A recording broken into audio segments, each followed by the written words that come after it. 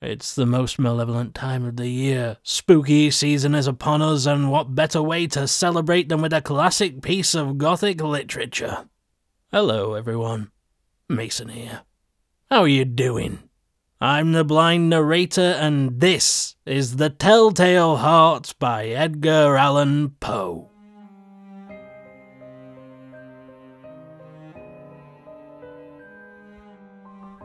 True. Nervous. Very, very dreadfully nervous I had been, and am. But why will you say that I am mad? The disease had sharpened my senses, not destroyed, not dulled them. Above all was the sense of hearing acute. I heard all things in the heaven and in the earth. I heard many things in hell.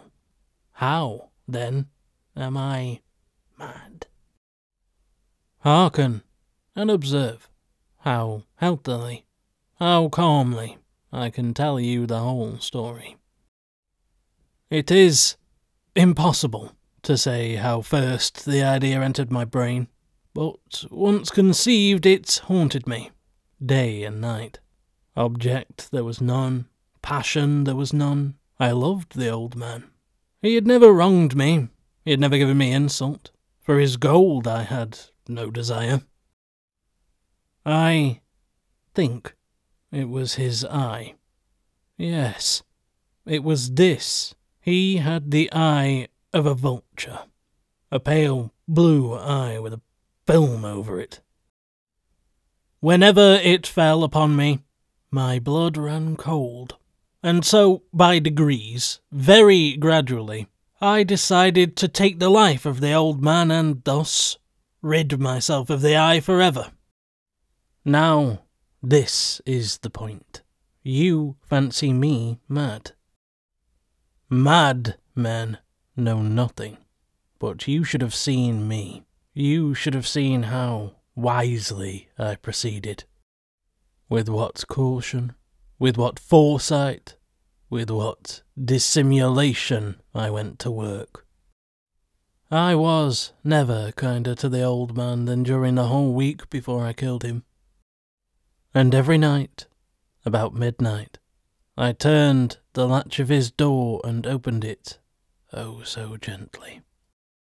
And then, when I had made an opening sufficient for my head, I put in a dark lantern. All closed, that no light shone out, and then I thrust in my head. Oh, you would have laughed to see how cunningly I thrust it in. I moved it slowly, very, very slowly, so that I might not disturb the old man's sleep. It took me an hour to place my head within the opening so far that I could see him as he lay upon his bed. Ha! Would a madman have been so wise as this? And then, when my head was well in the room, I undid the lantern, cautiously, oh so cautiously, for the hinges creaked. I undid it just so much that a single thin ray of light fell upon the vulture eye, and this I did for 7 long nights, every night, just at midnight. But I found the eye always closed, and so it was impossible to do the work, for it was not the old man who vexed me, but his evil eye. And every morning, when the day broke, I went boldly into the chamber and spoke to him courageously, calling him by name in a hearty tone, and inquiring how he has passed the night. So, you see, he would have been a very profound old man indeed to suspect that every night, just at 12, I looked in upon him while he slept. Upon the 8th night, I was more than usually cautious in opening the door. A watch's minute hand moves more quickly than did mine. Never before that night had I felt the extent of my own powers, of my sagacity. I could scarcely contain my feelings of triumph. to think that there I was, opening the door little by little, and he not even to dream of my secret deeds or thoughts. I fairly chuckled at the idea, and perhaps he heard me, for he moved suddenly on the bed, as if startled. Now, you may think that I drew back, but no. His room was as black as pitch with a thick darkness, but the shutters were close-fastened through fear of robbers, and so I knew that he could not see the opening of the door, and I kept pushing it on, steadily, steadily. I had my head in, and was about to open the lantern when my thumb slipped upon the tin fastening, and the old man sprang up in bed, crying out, "Who's there?" I kept quite still and said nothing. For a whole hour I did not move a muscle, and in the meantime I did not hear him lie down. He was still sitting up in bed, listening, just as I have done, night after night, hearkening to the death watches in the wall. Presently I heard a slight groan, and I knew it was the groan of mortal terror. It was not a groan of pain or of grief. Oh no, it was the low, stifled sound that arises from the bottom of the soul when overcharged with awe. I knew it well. Many a night, just at midnight, while all the world slept, it has welled up from my own bosom, deepening with its dreadful echo the terrors that distracted me. I say I knew it well. I knew what the old man felt, and pitied him, although I chuckled at heart. I knew that he had been lying awake ever since the first slight noise, when he had turned in the bed. His fears had been, ever since, growing upon him. He had been trying to find them causeless, but could not. He had been saying to himself, "It is nothing but the wind in the chimney. It is only a mouse crossing the floor." Or, "It is merely a cricket which has made a single chirp." Yes, he had been trying to comfort himself with these suppositions, but he had found all in vain. All in vain, because death, in approaching him, had stalked with his black shadow before him and enveloped the victim, and it was the mournful influence of the unperceived shadow that caused him to feel, though he neither saw nor heard, to feel the presence of my head within the room. When I had waited a long time, very patiently, without hearing him lie down, I resolved to open a little, a very, very little, crevice in the lantern. So I opened it. You cannot imagine how stealthily, until at length a simple dim ray, like the thread of the spider, shot from out the crevice and fell full upon the vulture eye. It was open, wide, wide open, and I grew furious as I gazed upon it. I saw it with perfect distinctness, all a dull blue, with a hideous veil over it that chilled the very marrow in my bones, but I could see nothing else of the old man's face or person, for I had directed the ray, as if by instinct, precisely upon the damned spot. And have I not told you that what you mistake for madness is but over-acuteness of the senses? Now, I say, there came to my ears a low, dull, quick sound such as a watch makes when enveloped in cotton. I knew that sound well, too. It was the beating of the old man's heart. It increased my fury as the beating of a drum stimulates a soldier to courage. But even yet I refrained, and kept still. I scarcely breathed. I held the lantern, motionless. I tried how steadily I could maintain the ray upon the eye. Meantime, the hellish tattoo of the heart increased. It grew quicker and quicker and louder every instant. The old man's terror must have been extreme. It grew louder, I say, louder every moment. Do you mark me well?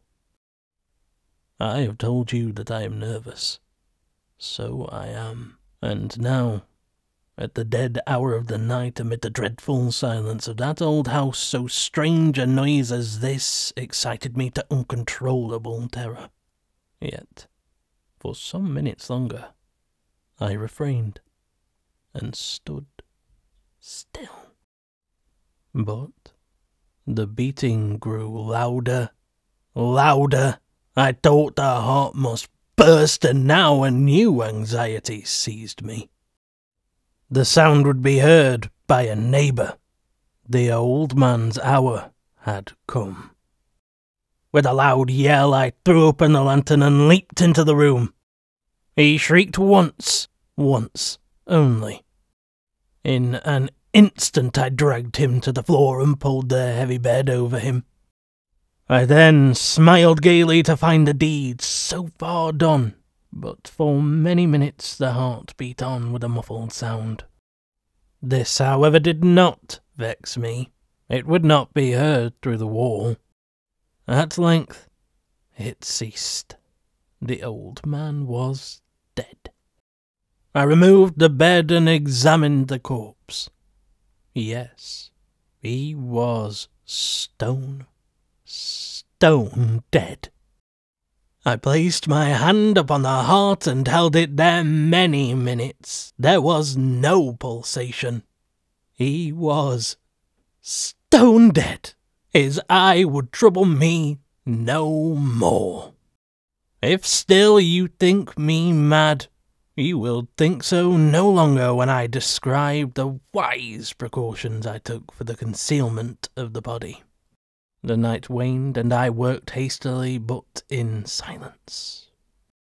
First of all, I dismembered the corpse. I cut off the head, and the arms and the legs. I then took up 3 planks from the flooring of the chamber, and deposited all between the scantlings. I then replaced the boards so cleverly, so cunningly, that no human eye, not even his, could have detected anything wrong. There was nothing to wash out, no stain of any kind, no blood spot whatever. I'd been too wary for that. A tub had caught all. When I made an end of these labours, it was 4 o'clock, still dark as midnight. As the bell sounded the hour, there came a knocking at the street door. I went down to open it with a light heart, for what had I now to fear? There entered 3 men, who introduced themselves with perfect suavity as officers of the police. A shriek had been heard by a neighbour during the night. Suspicion of foul play had been roused. Information had been lodged at the police office, and they, the officers, had been deputed to search the premises. I smiled, for what had I to fear? I bade the gentleman welcome. The shriek, I said, was my own in a dream. The old man, I mentioned, was absent in the country. I took my visitors all over the house. I bade them search well. I led them, at length, to his chamber. I showed them his treasures, secure, undisturbed. In the enthusiasm of my confidence, I brought chairs into the room and desired them here to rest from their fatigues while I myself, in the wild audacity of my perfect triumph, placed my own seat upon the very spot beneath which reposed the corpse of the victim. The officers were satisfied, My manner had convinced them. I was singularly at ease. They sat, and while I answered cheerily, they chatted of familiar things, but ere long I felt myself getting pale, and wished them gone. My head ached, and I fancied a ringing in my ears, but still they sat, and still chatted. The ringing became more distinct. It continued and became more distinct. I talked more freely to get rid of the feeling, but it continued and gained definiteness until at length I found the noise was not within my ears. No doubt I now grew very pale, but I talked more fluently and with a heightened voice, yet the sound increased, and what could I do? It was a low, dull, quick sound, much such a sound as a watch makes when enveloped in cotton. I gasped for breath, and yet the officers heard it not. I talked more quickly, more vehemently, but the noise steadily increased. I arose and argued about trifles in a high key and with violent gesticulations, but the noise steadily increased. Why would they not be gone? I paced the floor to and fro with heavy strides as if excited to fury by the observations of the men, but the noise steadily increased. Oh God, what could I do? I foamed, I raved, I swore. I swung the chair upon which I had been sitting and grated it upon the boards, but the noise rose above all and continually increased. It grew louder, louder, louder, and still the men chatted pleasantly and smiled. Was it possible that they heard not? Almighty God, no. No, they heard. They suspected. They knew. They were making a mockery of my horror. This I thought, and this I think. But anything was better than this agony, anything was more tolerable than this derision. I could bear these hypocritical smiles no longer. I felt that I must scream or die, and now again hark, louder, louder, louder, louder. "Villains!" I shrieked. "Dissemble no more. I admit the deed. Tear up the planks. Here.